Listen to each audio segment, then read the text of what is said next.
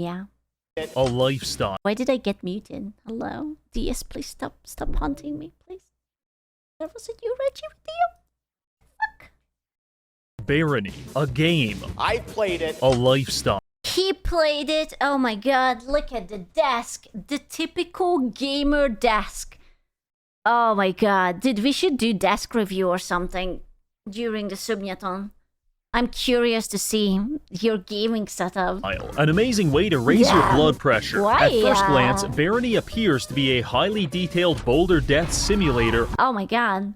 Masquerading as an RPG dungeon crawler. But in reality, it's a game about becoming God. Because regardless of whatever class you pick, vampire, eugenicist, retard. You are now on a quest to become an omniscient mega wizard doctor engineer hybrid who spends his time levitating, being invisible, transcending the need. Oh my god. Oh, ew. Ah. Ew. What is. Ew. Ugh. Yeah, I'm telling you, this is if I don't want to eat anymore, I have to start watching mukbang videos. They always make me want to throw up. For food and throwing ducks at people. And I have to tell you, it's all very fun. However, Yeah. I seek a more pure experience.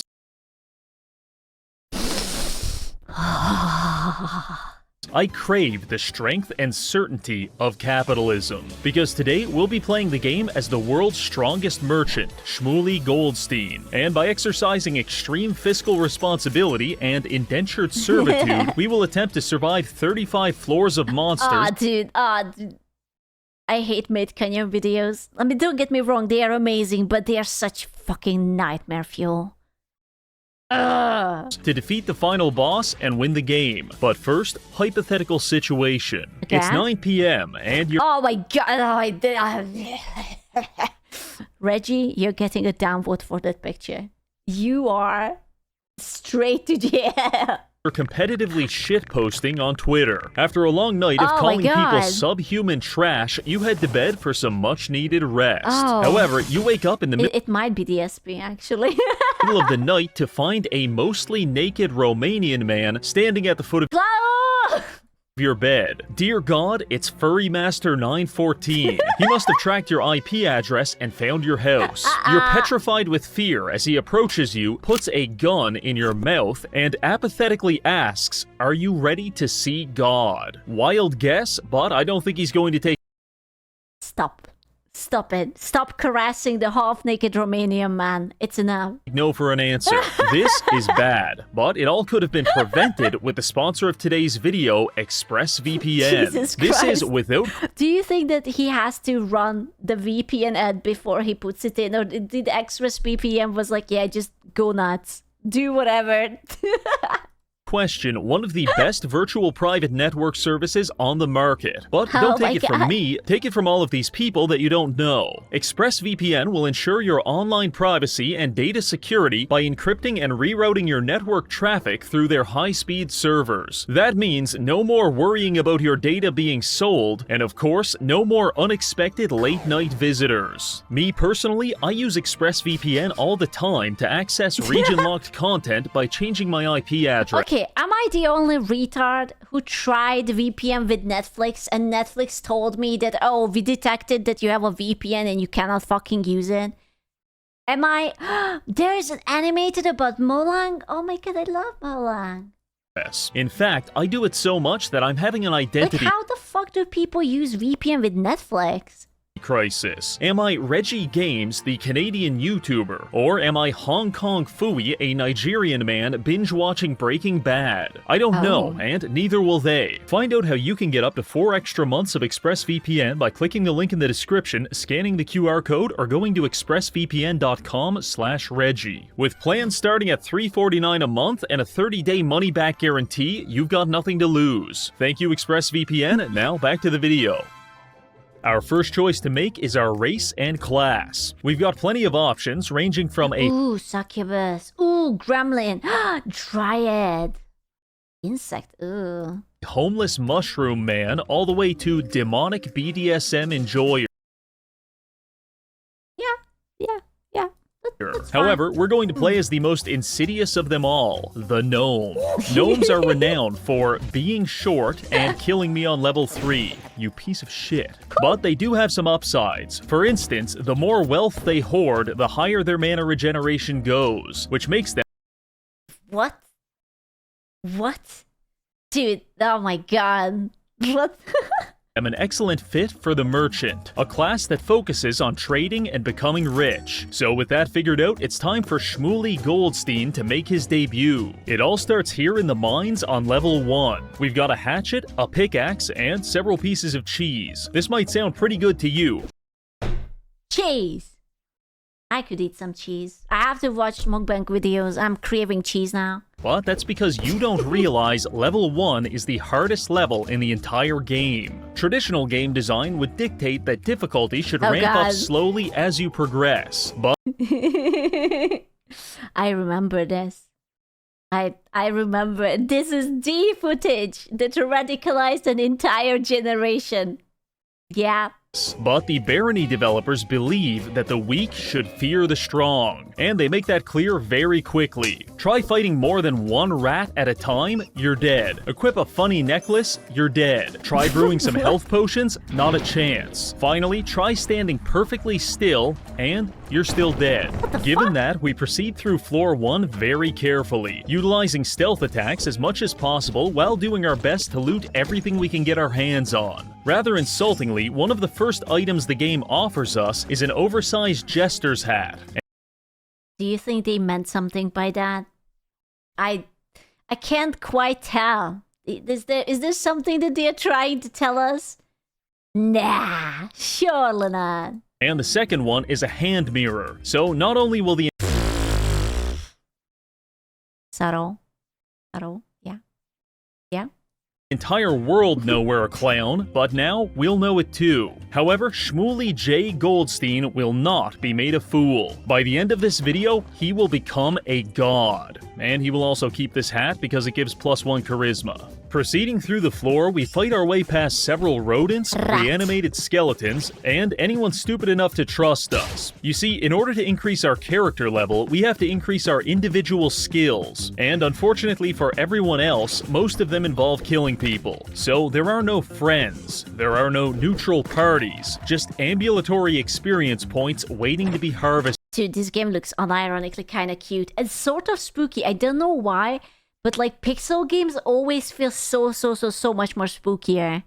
This is the necessary mindset of the XP maximizer. By the time like if I would have to go into the darkness like this, it's scary.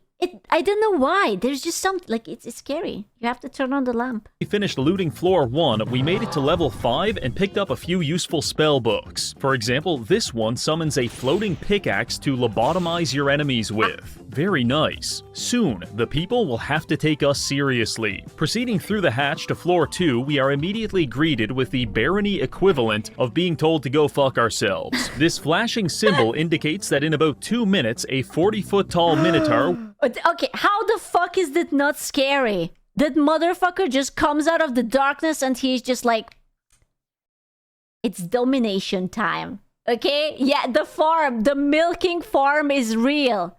And you are the one who has to milk. Tall minotaur will spawn onto the map and pulverize us. Clearly, the difficulty curve is working as intended. So, wasting no time, we begin darting around the map in a desperate attempt to grab some loot and locate the exit before it's too late. Eventually, we come across this locked stone tower, which is exactly what we want. This is the entrance to a secret level, and by pulling these 2 levers, we open up the gate and make our escape just before the minotaur has a chance to perform a hate crime.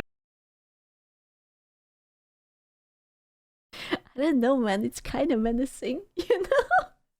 On us. We have now entered the most infamous level in the entire game, the Gnomish Mines. This is a massive labyrinthian map populated by treasure, highly dangerous trolls, and dozens of gnomes. This might sound like a safe place for us since we are also gnomes, but let me tell you something. In this world, there is nothing gnomes hate more than other gnomes. So we begin exploring the mines very carefully, making sure to use hit-and-run tactics to slowly whittle down our enemies. Technically, we could leave at any time. The exit is right there. But we've got 3 things we need to do before that. First objective, kill some locals and use their pickaxes to mine as many resources as possible. This place is absolutely stuffed with gold, and I'll be damned if we leave behind even a single nugget. I know what you're thinking, Reggie, that's going to take forever. But don't worry, we've got a secret weapon.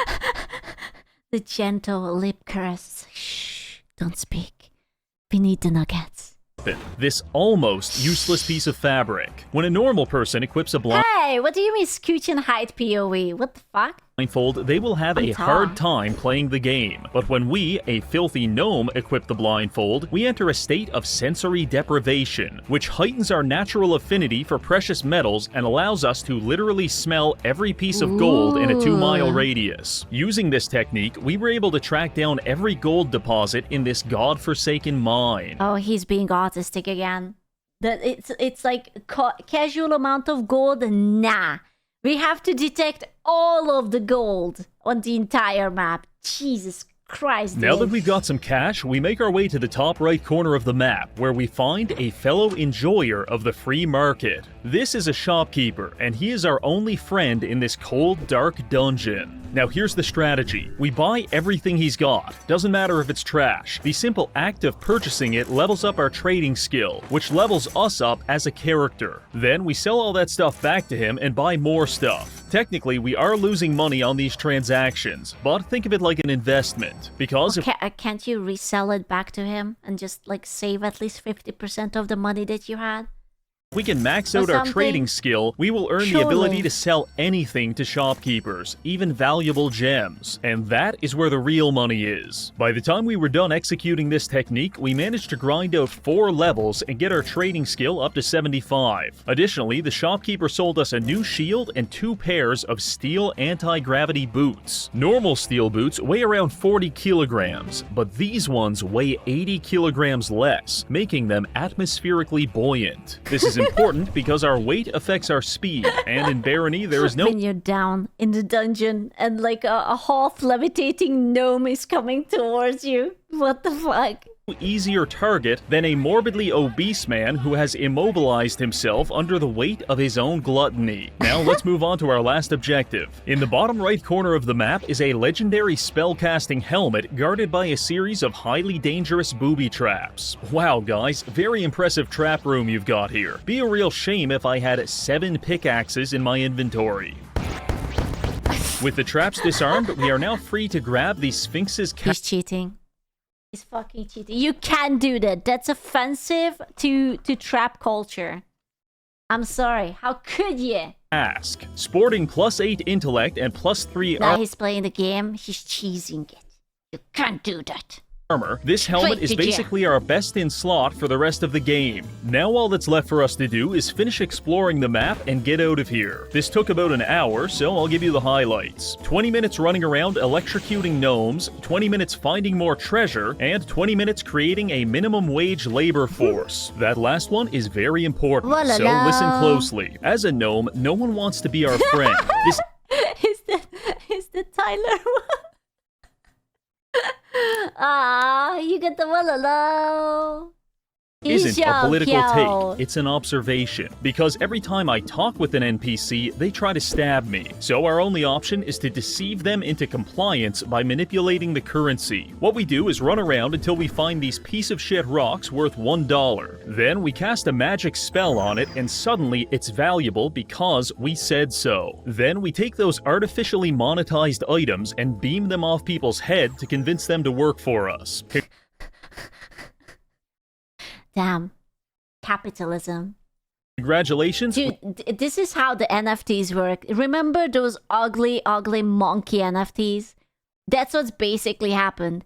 You made this ugly thing, inflated the fucking price, gave it to people, and they became your friends. We have now established our own Ayumi 1N just became a Pocato. Ayumi! fiat money system, but way worse. Because this ain't even fractional banking. In fact, it's not banking at all. You're gonna work for Shmuley Goldstein until you die. You're a lightning staff gnome that fights enemies from afar? Very cool. But the second that staff runs out of charges, I will be sending you to the front lines to fistfight a troll. And when you inevitably perish, I will be selling all of your personal belongings to the nearest pawn shop. Point is, with this technique, we were able to enlist a small posse of delinquents to act as our bodyguards. In fact, we even got really lucky and recruited a Ooh, is that the succubus? I see some square titties.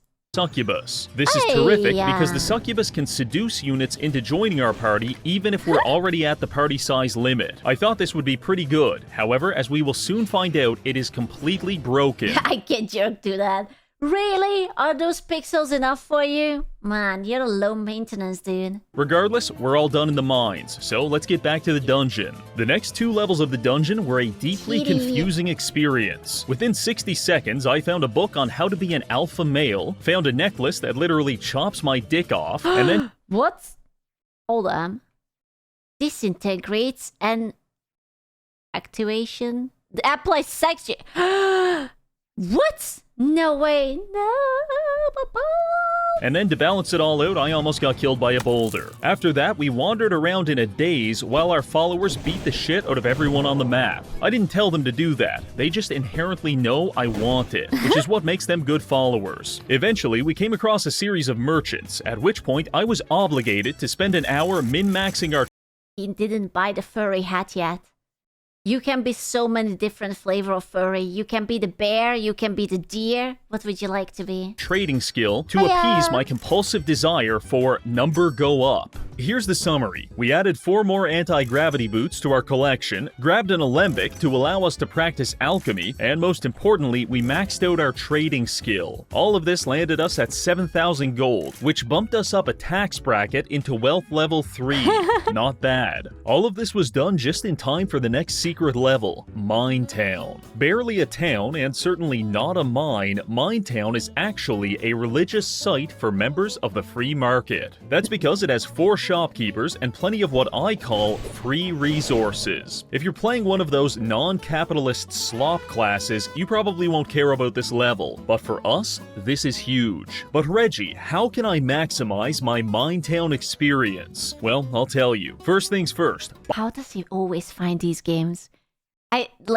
How? They're always so male coded, male autism coded. This game is great. It looks actually really fun. It's so wild, you know, like I have no idea what he's doing, and it's so interesting. It must be a new game because it looks really good. buy a tinkering kit. This allows us to deconstruct pretty much anything and use the scraps to craft quirky items like landmines and bear traps. Then we start luring innocent people into secluded parts of the map and killing them. We sell half their stuff to the merchants and use tinkering to turn the other half into glass. Technically, he's just recycling humans. He's still being a good guy. He's saving the planet. Bottles. With these, we can now destroy the plumbing system by draining every last drop of water into our bottles, which we then use to level up our alchemy skill. After about 20 minutes of this, all civilians should be dead, and the entire town will be experiencing a catastrophic drought. That's a good start, but we can go even further. We use an obscure magic spell to level up our mysticism by breaking every piece of furniture on the map. No chairs, no beds, only experience points. Then we use our tinkering kit to systematically deconstruct all of the torches. Oh my god. Dude, that must take so long. Every single thing just disintegrated. Jesus Christ. Now that the town has been plunged into darkness, we can turn the torches into bear traps and place them randomly in the street for good measure. This is what it means to become ungovernable. Now that we have... Oh, the fuck. Oh. Oh. Listen, sometimes when you gotta go, you gotta go. Okay? Like, we don't always have the simple luxuries in life. Now that we have honored Mine Town... Why the PSR so low? Probably for boys. For little boys who can't aim up high. I don't know. by extracting every single experience point from it, we can move on. This brings us to It's for dwarves. It's for shitting in it.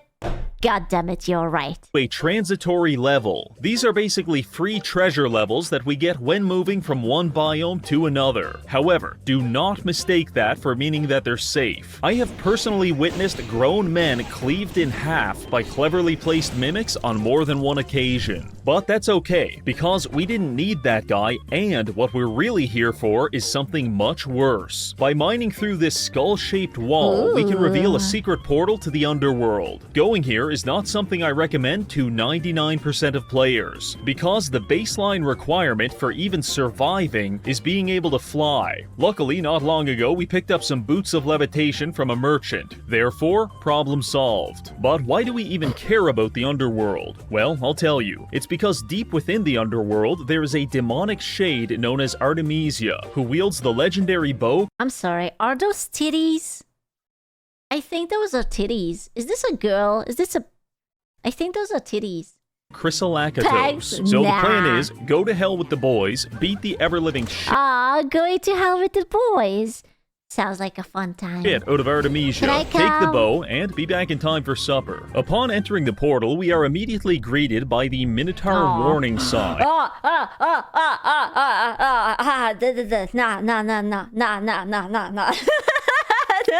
No. Something which would have terrified us about 3 hours ago. But now, we're ready. No. For one, we've got a couple of followers. And for two, we've used our alembic to craft 9 Molotov cocktails. So the second that big dumb lobotomite came charging toward us, we dumped half a dozen explosive potions on him, and he promptly turned to ash. Killing the Minotaur was a big milestone. A rite of passage, if you will. Shmuley Goldstein will no longer be molested by the circumstances of this world. Hooray! No more diddling! The male VTuber is not real. He cannot touch you. Now, he molests back. With that taken care of, we finally encounter He brings the baby oil. Artemisia. She hits very hard, but with the help of our followers, we're able to beat her mercilessly until she gives up. See, I told you those were titties. It's a her. And drops the bow. When picking up new gear... Was that moldy bread? I think he got moldy bread. Yep. Very hungry. It would be good for my cheese. When picking up new gear, you have to first identify it, and the amount of time it takes to identify something depends on how good it is. G string of hepatitis. 5 seconds. Ring of Might, maybe 30 seconds. But Legendary Bow Chrysolakatos, 7 goddamn minutes. However, it was worth the wait, because this bow does 6 damage, never degrades, has a chance to enchant our arrows, and after repairing it, we even got the damage bumped up to 11. So a lot of people are going to start dying. While looking for our next victim, we came across a unique character named Robin Hood. Why is he naked? Why tits out? Why is he not dressed? At first, I was thinking about recruiting him by shoving a fistful of you're amazing and I look forward to your videos every morning. Aww, Wish I could watch you. more lives, but I'm chronically employed now, Sag. No more jobs. From now on, you guys are verboten from having jobs. Only together forever.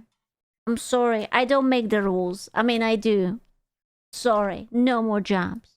Stones up his nose. No but money. then I remembered his entire identity is based around robbing rich people. So obviously, we put a generational beating on him and recycled all of his clothes into landmines. With that taken care of, we finally escaped the Underworld and returned to the dungeon, just in time to enter the next biome, the Swamp. If you gave me the option of being shot in the head or spending 5 minutes in the swamp, I'd tell you not to miss. Because not only... Dude, I still have PTSD from the Volheim swamp.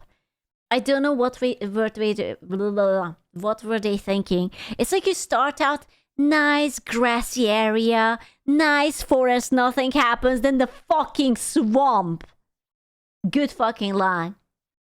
only is the swamp teeming with goblins and slime monsters, but they've tripled the defense budget, and there's traps everywhere. Regardless, we push forward, painstakingly exploring every corner of the map in search of treasure, and we found it in the form of spellbooks. Objectively speaking, swamp spellbooks are the most fun, not because they're useful, but because they're literally designed to troll your teammates in co-op. For instance, we found the spellbook of Confusion, which can be repeatedly cast on your friend to invert their controls and give them motion sickness. No. Once your friend realizes you're griefing him into bulimia, he'll That's mean.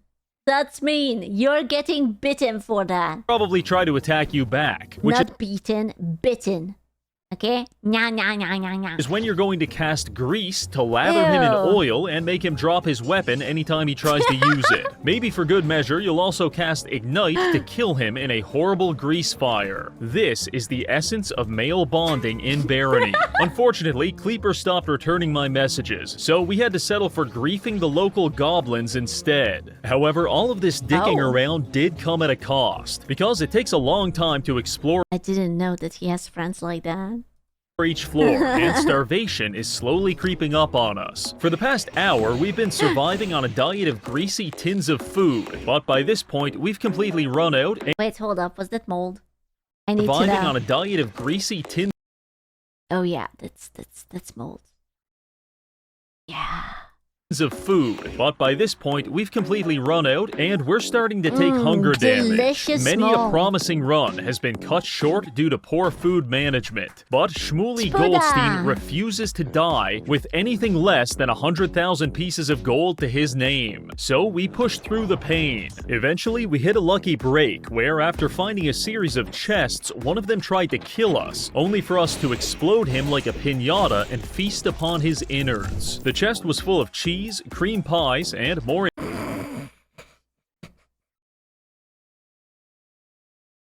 I was already thinking about the free run meme and on say so thingy. Why must you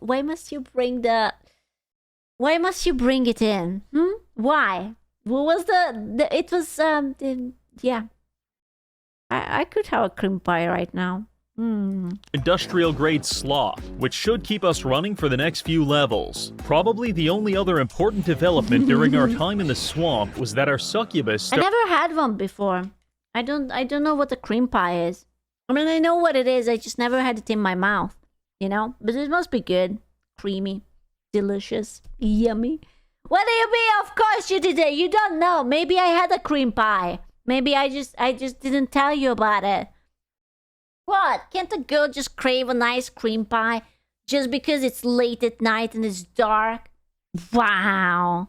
So rude. started recruiting tons of new allies. In fact, she even managed to recruit a legendary zombie named Coral Grimes. He's very powerful, and he also has 3 of his own followers. Nice butt cheeks. So our party is now 7 or Oatmeal cream pies. Bro, that's like bringing cookies with raisins in it. Ew. 8 people, despite having a follower cap of 4. Our What? time in the swamp came to an end when we stumbled upon a portal to the haunted castle. As with any secret level, this is an exceptionally dangerous place with exceptionally valuable loot. Our first order of business was to make our way inside the castle. It is here where we will find tons of gold and money. some legendary boots. But the second we touch anything, 25 zombies are going to rise from the dead and try to kill us. So some preparations are necessary. We start by covering the castle entrance with bear traps and a thick layer of grease. After that, we brew a few Molotov cocktails, get everyone in position, and grab the legendary boots in order to start the show. Almost immediately, the first wave of zombies was upon us, rushing down the entrance, only to find themselves thoroughly lubed up and dicked down. After Dude, it reminds me of that comic, you know, when it's like sex never happens accidentally, and it's like a girl continuously falling onto a guy's dick, and in like the most hilarious situation. You know that one? Yeah, this is what this is. healing up the troops, we pushed out of the keep to start the zombie extermination Leon! process. I was expecting this to be the hardest part, but to my surprise, our succubus just charmed every zombie we came across, and within Aw. 30 seconds, our party had Bro, she has simps. Oh, it's so cute. doubled in size. We are now commanding a small-scale undead army, which we were able to use to slowly clear out the rest of the map and grab all of the loot. Notable finds include a shitload of gold and a spellbook of Remove Curse. Being able to remove curses is high-level utility magic, because Why is he half naked? Even his character is half naked. Why is everyone half naked? at least half of the spellbooks in this game are cursed, and if you try to read from a cursed spellbook, it literally lobotomizes you. Why aren't you? You know what? You're right. I'm just going to take off my shirt. Tits out for Harambe. Thankfully, we won't have to worry about that any longer. We were also able to increase our tinkering to level 80, which means we can now craft the single greatest item in the entire game, a leather backpack. I'm not It's a shadow, but... I knew it. I knew that Reggie would understand. He made himself a shadow back. exaggerating when I say that I spend 30 minutes on each floor just managing my inventory. And with this backpack, we've now got an extra He's just a girl. 10 slots to work with. Naturally, I filled it up with our anti-gravity boots, which turned it into something approximating a giant helium balloon attached Oh my god, that poor horse. to our back. With all of that taken care of, it's now time for us to proceed to the next biome, the Sand Labyrinth. This area is known for its absolutely massive labyrinthian maps filled with bug people. Fortunately, we've maxed out our leadership stat, and the game tells us we I thought it would be mummies. I was counting on the mummies. should now be able to recruit them. Excited by this prospect, I walked straight up to one, attempted to shake his hand, and instead got stabbed in the face. So I guess that was just a fucking lie. Welcome to the Sand Labyrinth. The majority of our time here was spent doing this. The only reason we didn't starve to death was because we found a ring of slow digestion and a sweetgrass sprig. Both of these items together form a very Just eat the insects. It's fine. Just eat the ants. Just nom nom nom nom nom nom nom. powerful anti-starvation build, which reduces our hunger rate to somewhere around 30%. This gave us plenty of time to dick around and also encounter one of my favorite NPCs in the entire game, the Potato King. He's a goblin with a jester hat, suspenders, a beard, and a certain indescribable aura. So naturally, I equipped my nicest gem, ran straight up to him, and threw it at his face in an attempt to recruit him. Unfortunately, we must be at our follower limit, because it didn't work and a giant fight broke out, at which point I was forced to execute him with blood magic. Killing the Potato King felt like strangling my own father to death in the pouring rain. It was emotionally devastating. But rather than confronting those Rest in peace, Potato King. We will miss you. We will think about you every time we eat a potato. feelings like a man, or God forbid, going to therapy about it, You know what? Fuck you. I just forced one of my other followers to equip his clothes, thereby turning him into a replacement Potato King. And just like that, it's almost as if it never happened. However, we decided to keep one thing for ourselves, the Potato King's legendary mace, Sharur. If all of the legendary weapons in Barony were internet users, Sharur would be the Redditor, because it is obnoxiously quirky and refuses to shut up. So much like a Dude, I hate talking weapons. I don't know who started the trope of talking weapons, but Jesus Christ. I hope someone bounces on your dick and breaks it. Oh. Redditor, we ignore it. The only reason we put up with this in the first place is for the special ability. While we have this mace equipped, it increases our mana regeneration, and that No, man, it reminds me, there was that gun in Cyberpunk that trolls you, and you have to do like this ass-tightening achievement, like, sort of like incapacitate people but not really kill them. And then if you choose the right choice, then it will become a good one, but you have to choose like the reverse choice. It's like, oh, no. effect scales dramatically as our mace skill goes up. So much over time. time, we can double or even triple our mana regen. For a piece of shit spellcaster like us, that is incredibly valuable. At this point, I feel our D&D style party has finally come into view. We've got Shmooly Goldstein, the financial wizard, Succubus, the goon farmer. Can I just say that the succubus is wearing a tongue? Like, there isn't many pixels on it, but it's very obvious that it's a tongue, and I respect it. Well, yes. Yeah.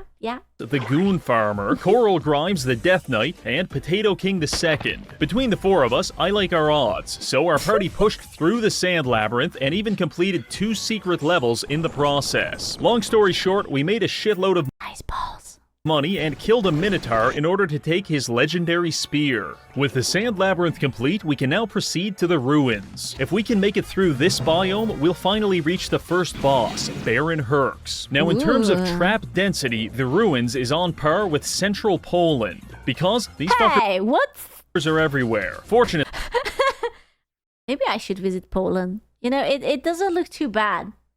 Is this what a walk in Poland looks like? Tell me, I am visiting right fucking now.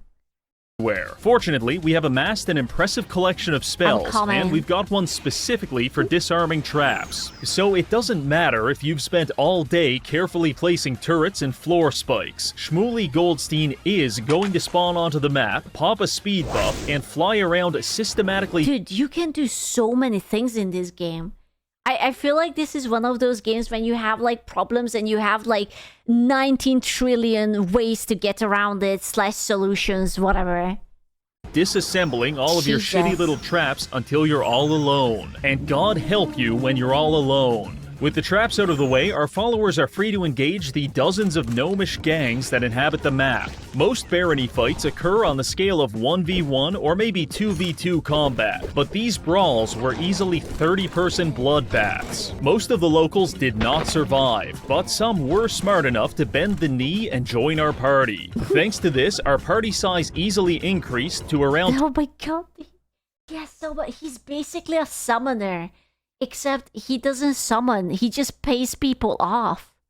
25 people. We were recruiting everyone, even inanimate objects. Nothing was safe from the Goldstein Industrial Complex. In terms of looting, we were able to secure a few very nice spell books, such as Psychic Spear, which does a massive damage, and also the Spell of Preservation, which prevents our gear from degrading as long as we've got enough mana. This is huge because some incredibly powerful items, such as Amulets of Magic Reflection, are balanced only by the fact that they can degrade. But now we can just ignore that and become immune to all magic indefinitely. I'm not going to lie, this build is getting absolutely filthy. Jesus Building off of that, Christ. we were able to find a merchant and push our gold reserves past 20k, which puts us at level 4 wealth with a massive 40% buff to mana regen. In terms of spellcasting, we are rapidly approaching a god level sorcerer. There's just one more place we need to visit to solidify our status: the Mystic Library. Proceeding through a secret portal, we arrive there. The magical archive containing some of the strongest spells in the game, and also several people we can murder for the crime of existing. A wise man once said,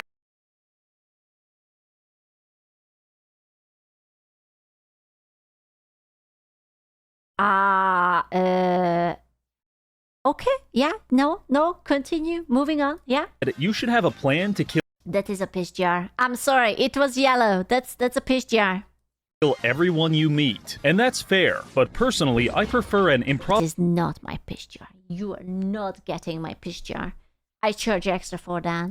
improvisational jazz mindset when it comes to these things. A little gang beating here, a couple of fireballs there, and maybe a few dozen acid potions for good measure. There's really no wrong answers. After we finished converting the local populace into funny numbers on our XP bar, we took our time pilfering the archives. Notable finds include he got a ribbon. Oh, I wish he would be wearing it. He would be so cute. a spell of Vampiric Aura, Greater Might, and the best one was a tier 5 spell that drops a comet on your enemies. Very tasteful. With all of that taken care of, we're now ready to proceed to the first boss of the game. The first one? Wait, I thought that there was that other bitch who was the first one. Baron Herx. His Wikipedia page describes him as an evil tyrant of low moral standing. But personally, the more I read, the more I like this guy. So we'll put him down nice and easy. Arriving on floor 25, Herx's arena comes into view. Just beyond this point lies Shmuley's greatest challenge yet, which is why we're going to utilize our ultimate technique. Casting spin on him like 500 times to centrifuge his brain into a slurry of gray matter, at which point he will die. So we enter the arena, spawn Baron Herx, and blast him with a spin spell, only for absolutely nothing to happen. Dear God, he's immune to being spun. At this point, we've got no other option. If we can't turn your brain to mush with shitty magic spells, we're going to have to do it the old-fashioned way.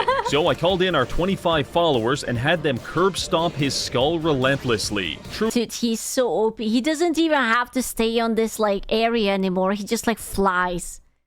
Truly the most dignified death we could offer to a fellow capitalist. With that taken care of, we open an escape portal and head to the nearby Hamlet, where the townsfolk are celebrating our heroic victory. The Hamlet is one of the few levels that is actually intended to be purely peaceful. Everyone is celebrating our victory, the shopkeepers are all very kind, and generally, it's a good time. Which is why we are morally obligated to kill everyone here. Just as the blank canvas taunts the budding artist, so too does the peaceful Hamlet taunt the serial-killing capitalist. And so, it's time we make our first brushstroke. The reason the Hamlet is so peaceful is because everyone here is absolutely jacked. It's full of high-level adventurers, and every shopkeeper is at least as strong as Baron Herx. Furthermore, no merchant in their right mind would dare attack a shopkeeper, because if we do, we'll get banned from trading with them for the rest of the game. And therein lies the problem. We have to kill all of these people without even touching them, which is why we're going to convince them to kill each other. A few levels back, while we were looting, we came across one very special item. It's called the Ring of Conflict, and whenever you put it on, it turns the surrounding area into Memphis, Tennessee, because everyone... Jesus Christ. How the fuck does this man's mind work? Near you will start stabbing and shooting each other indiscriminately. I think you can see where this is going, so let's test it out. First, we take all of our followers and sequester them to a corner of the map where they can avoid the coming civil war. Then we find a shop with 2 traders. I make sure to sell a bunch of our stuff to them first because we want their money. And don't worry, we'll be getting most of it back in about 5 minutes. After that, we drink an invisibility potion and hide in the cuck corner. Now we slip on our Ring of Conflict and watch the show. Onto your finger, right? Right? I know it's the cock corner, but it's onto your finger, right? This process takes a very long time, but eventually one of the shopkeepers will explode into a million pieces and drop their inventory. Once that happens, we take off the ring, grab all of the loot, sell it to the other shopkeeper, and move on to our next target. The hard part about this method is that much like political streamers, the shopkeepers have to make eye contact to know that they want to kill each other. So sometimes you have to play a bit of matchmaker, but generally it works quite well. Using this, we were able to turn the Hamlet into an active war zone. I'm talking gangland killings in the street, dozens of armed robberies, and... Oh my god. Prepare thyself, vile human. Foul human, I shall have thy head. And shopkeeper on shopkeeper violence. Since we were invisible for most of this, no one ever caught us, except for one man, the Invincible Cleric. Now, the moniker Invincible can go one of 2 ways. Either this guy is being ironic and he actually sucks, or he's about to anally devastate us in the middle of the street. Unfortunately, oh my god. Oh my god. Just like that, just oh my god. In front of my salad, what the fuck? Oh my god. Fortunately for our colon, I felt that. This case was the latter. Despite being incredibly powerful in our own right, our attacks don't even affect him. In fact, at one point, we were getting stomped so badly that one of our followers jumped in to help. At which point, the cleric literally beat him to death with his bare hands. All I could do was watch. The only way we were able to stop him was to just wail on his armor until slowly each individual piece was destroyed. At which point, we... Bro, you're just like slowly stripping him down. Like you're chewing on his ankle. Finally started damaging him. Once we put him down, we were free to finish killing everyone and selling their inventory to the only remaining shopkeeper. By the time we were done, we had accumulated... Bro, that man must be traumatized. He's the only one left. It's like everything was fine. I don't know what happened. They just all killed each other. accumulated about 50,000 gold, which put us halfway to my personal dream of 100k. Now for the final touch, we head to the sewers where we encounter the secret merchant, who is either the worst judge of character I have ever seen or the most subversive comic of all time, because he greets us by saying that he loves exploiting people for money, but he can tell that we have too much of a heart to do something like that ourselves. Ah yes, I couldn't agree more. Yeah. Reggie's famous from that. He's the purest, hardest maiden ever maiden. Anyway, we trade a few items to him, exit the Hamlet, and head into the Crystal Mines. Ooh. This biome is where shit gets real. No more estrogen-maxing goblin femboys. It's all pain and suffering from here on out. But that's okay, because as the saying goes, hard times make strong men. Strong men make good times make weak men, and weak men make me hard. So let's get a move on. Proceeding through the caves, there are exactly two things we have to watch out I mean, same. Yeah. Absolutely same. for. Crystal golems and the cockatrice. Either of these monsters could easily Starting to realize that he might have a softness in his heart for femboys. I don't know. It's just a feeling, you know? kill us given the chance. And after being here for only 10 minutes, we're already down 7 party members. Furthermore, we're experiencing a minor crisis. Barony is one of those really quirky games that decided it would be fun if money weighed you down. And now the cumulative weight of our 50,000 gold coins has rendered us almost completely immobile. The logical solution would be to just drop the gold, but much like a monkey trapped in the jar, Oh, I would rather die. I'm sorry. No, it's fine. I will take it. It's okay. I will take it. I would sooner die than release even a single ounce of this hard-earned wealth. So I resign myself to dragging my body across the floor like some kind of human slug. I did this for all of 2 minutes before realizing that at this rate, we will certainly starve to death, which is why we're now resorting to Go-Go Gadget Magic Mobility Scooter, also known as the Speed Buff. We picked up this spell a few hours ago, and now it's the only thing keeping us from fusing into the floor. With our mobility issues temporarily fixed, we push deeper into the mines, at which point the fighting intensifies. Despite our new spells, we just can't kill these freaks fast enough, and our followers are paying the price. Coral Grimes beat to death by a golem, and worse yet, our succubus ripped apart by a cockatrice. Truly a dark day for No, she was seducing people. How are you going to get more people? capitalists everywhere. No, the woman! No! I'm sorry, gentlemen. You have to drop the soap. Okay, sacrifices have to be done. Sorry. I apologize for it. They're leaving us one by one, abandoning Shmooly in his hour of need. But you know what never left us? The gold. The gold doesn't betray us by getting torn to pieces in a dimly lit mine shaft. The gold loves us, and we love the gold. I worship the gold. I talk to the gold. And Parasocial for the gold. of course, I make love to the gold. Of course. Of course. But of course. In exchange, we are rewarded, because as we fumble our way through the dungeon, we come across the single greatest item for our class, the Golden Mask. I don it, and immediately feel a jolt of electricity course through my body, from the top of my head to the tip of my you-know-what. We have reached our final form. As you listen to my erotic Scrooge McDuck-style fanfiction, McDuck? No, it's McFuck now. Speaking of, here's Tancred, now on your knees. You know, humanity might have been a mistake.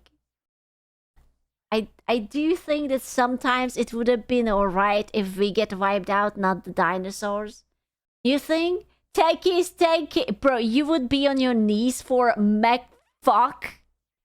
For Tanky, the things he's going to do to you. Oh, the things, the horrors. Your butthole is going to be wider than ever.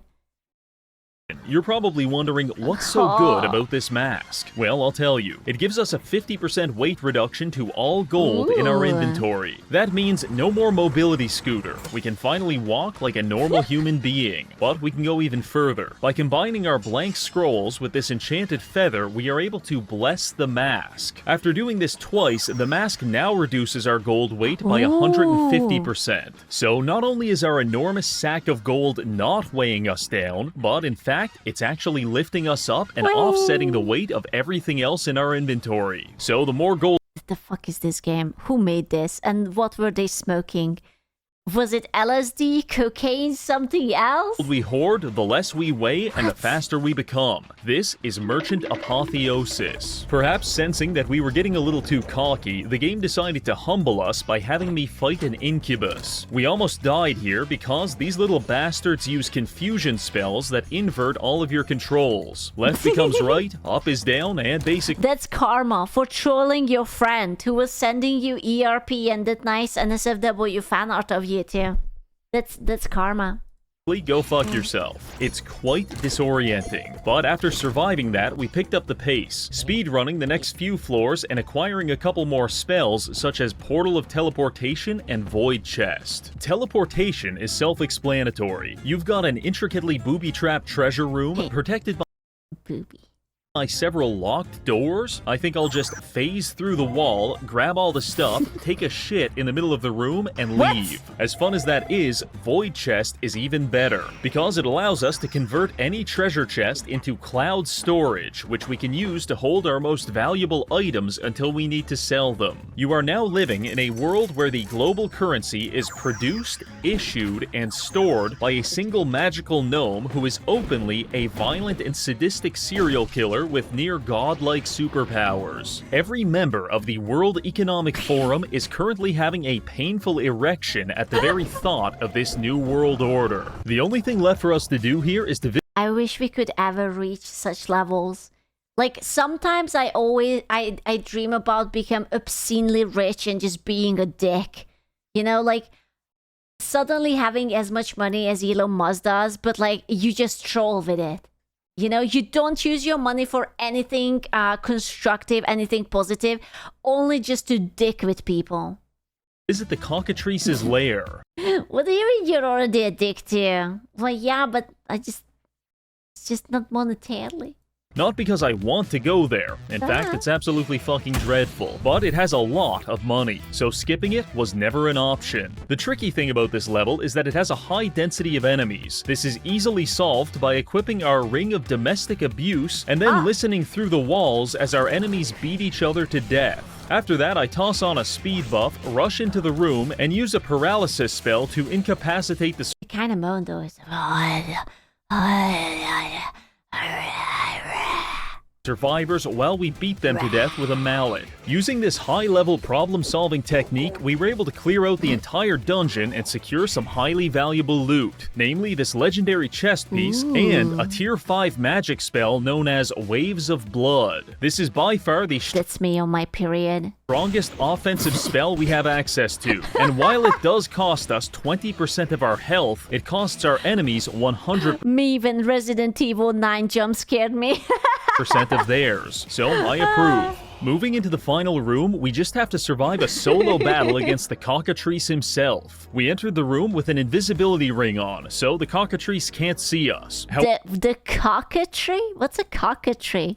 However, it can definitely see the guy right next to us. I'm not going to lie, this battle was not the stuff of legends. How much mana does it cost to cast Waves of Blood? A SKU? Yes. It was actually kind of embarrassing, 10. but eventually we found success running around like a dickhead and spamming Psychic Spear until we won. With that finished, we can finally head to the last biome of the game, the Citadel. In terms of level design, the Citadel is a sprawling monument to the very concept of an identity crisis. There are hidden rooms with nothing in them, sometimes there's no floor, sometimes there's goats, oh look, we're doing steampunk now, and finally we have vampires. It's all a bit overwhelming, but all things considered, we're coping with it pretty well. During our time in the Citadel, the trend of watching all of our friends die continued relentlessly. At this point, all we've got left is this— Don't you hate it when you lose all of your friends because someone's massive ballsicles just drop onto them?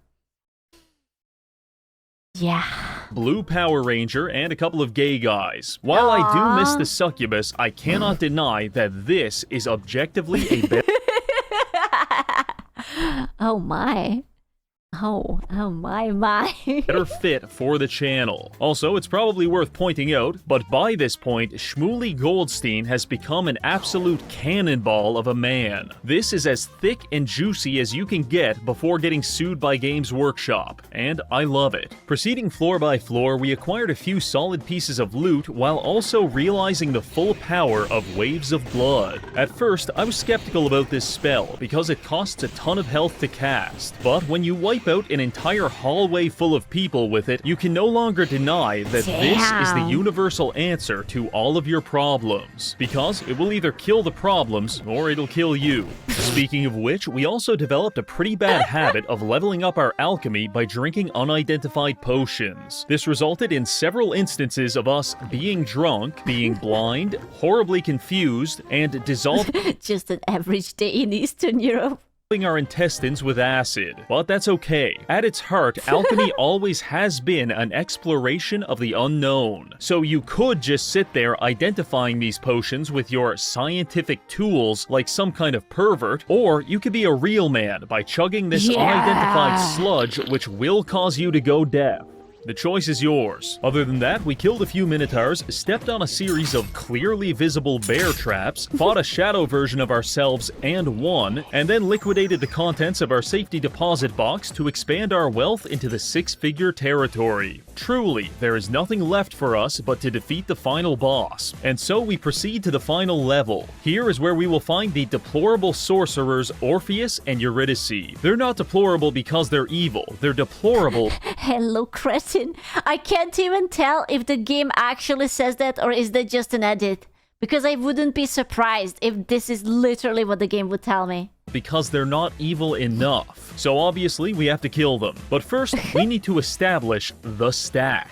In the bodybuilding community, the stack refers to the combined list of drugs which you can abuse before you turn yellow and die. In Barony, it refers to the cumulative list of buffs which we can put on ourselves to ascend into a low-level superhuman. First, we've got invisibility, levitation, increased strength, and magic reflection from our gear. Then we start stacking on the magic spells. Preservation to keep our armor intact, guard spirit to absorb attacks, thorns to deal damage back, envenom weapon. These tiny hands are killing me. It's so cute. It's just like...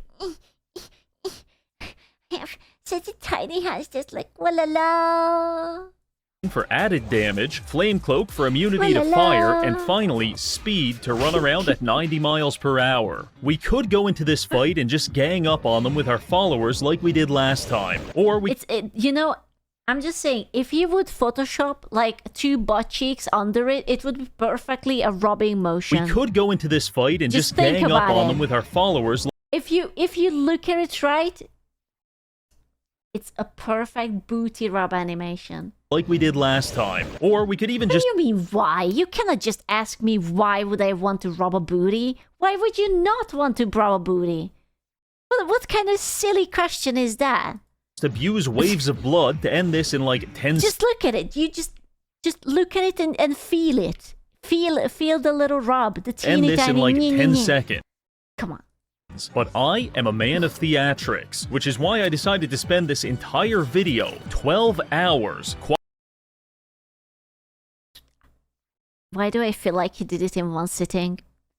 I just feel like he did it. Quietly accumulating an inventory full of explosive flame traps. And now I'm putting 100 of them down on the floor in the boss room. I can't tell you who's going to step on this, but I can tell you they won't be having an open casket funeral. Now, let's begin. We go a little further into the arena, at which point the bosses spawn. And so begins the elaborate dance of trying to bait one of them into stepping on our Afghanistan welcome mat. Eventually, we do succeed. Orpheus rushes into the landmine face first and explodes into a million pieces. Meanwhile, the resulting trauma of seeing her partner blown to smithereens sent Eurydice into some kind of manic episode. So, much like a 1940s doctor, I remedy her hysteria by beating her with a blunt object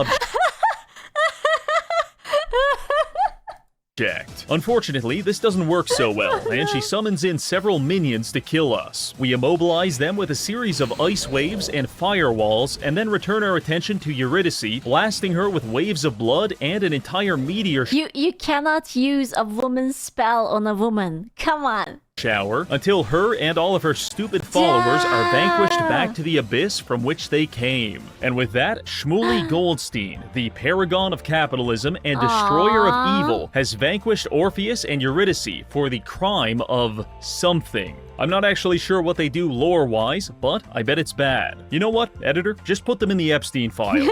There we go. And just like that, we're back on the right side of history. Well, that's going to be it for this video. We've gone from rags to riches to demigod omniscience, and I think you can't ask for much more from the free market. So thank you to this month's patrons for supporting the channel, and finally, thank you for watching. Don't get me wrong, I'm not buying. Don't get me wrong. Damn. This was a good video. I really liked it.